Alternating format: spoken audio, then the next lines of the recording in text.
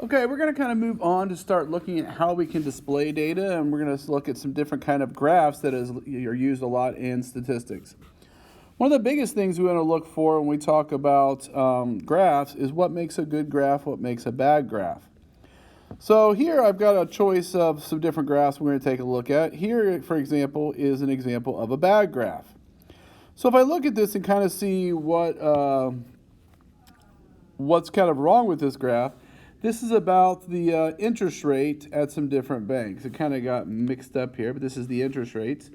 So you can see if you look at this, it looks like Household Bank is obviously clear and above the highest. But one problem that's wrong with this graph is if you look at the labeling, it starts at 15. So really this is a value of 21, while this smallest one is a value of 16.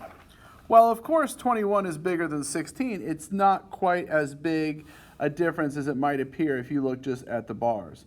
So sometimes these bars can certainly be misleading when you're looking at graphs.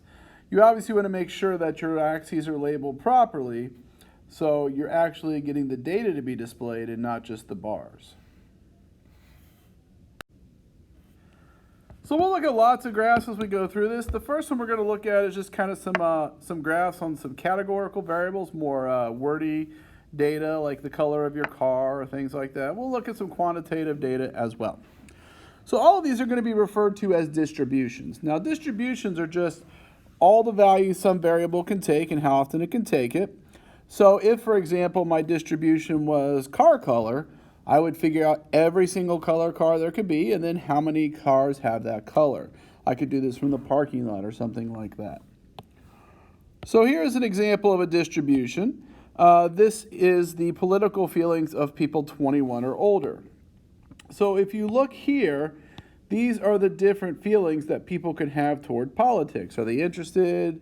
They don't know. They're not interested at all. They really favor one side over the other.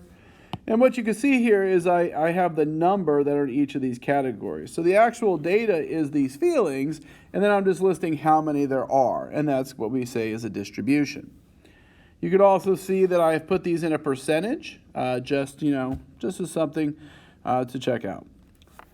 So we're going to see lots of different types of variables, but there are two main ones that they will be placed into. One is a categorical variable, and one is quantitative.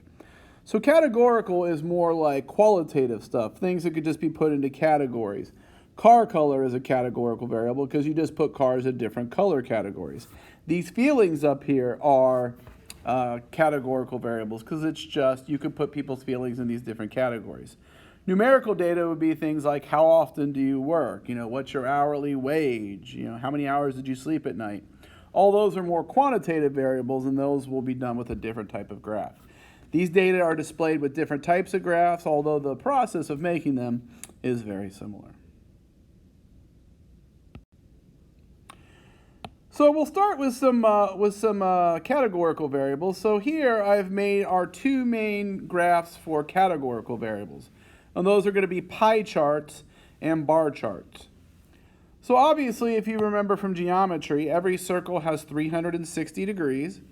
So every 360 degree circle graph, the bigger the angle, the bigger the portion of the circle, the bigger percentage of data in that area.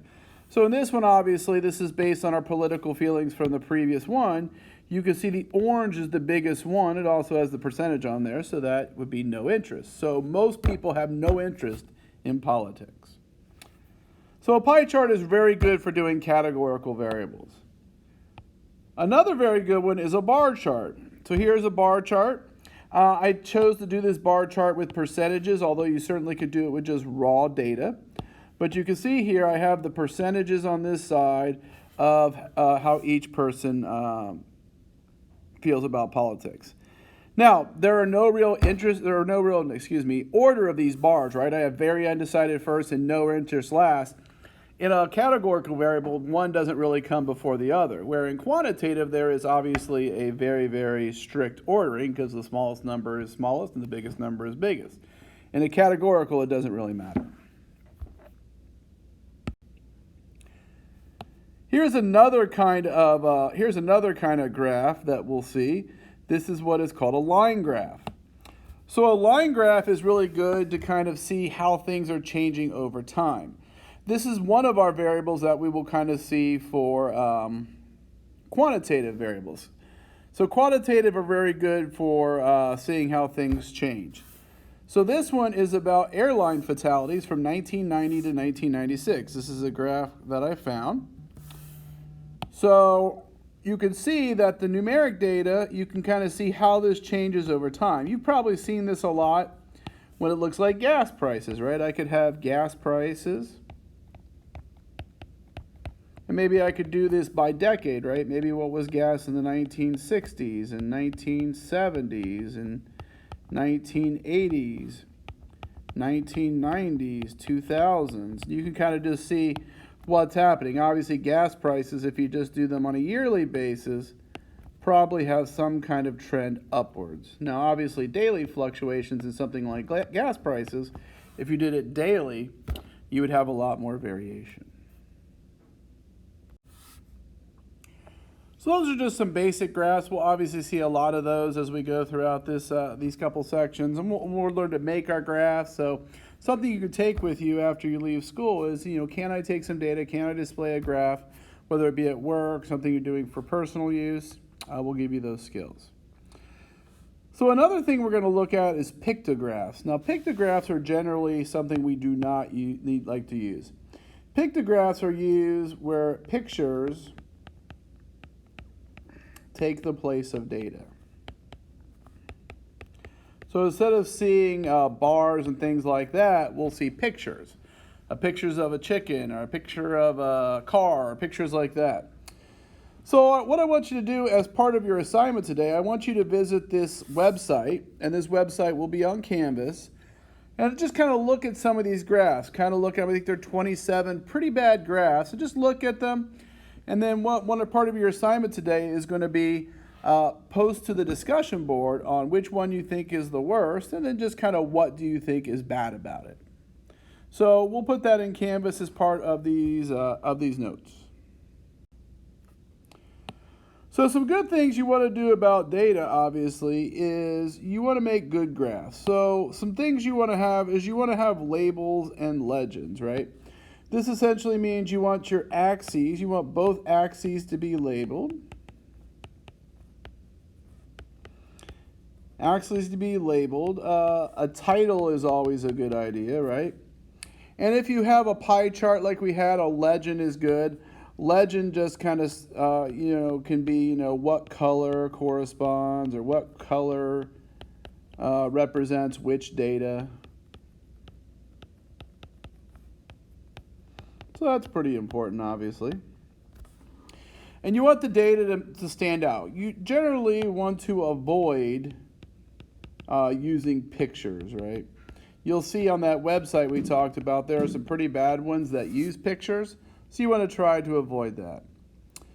And finally, pay attention to what the eye sees. So what I would tell you with this is you want to avoid using different colors if you can. Because if you use different colors for different graphs, I mean, a red bar is going to stand out more than, say, a blue bar.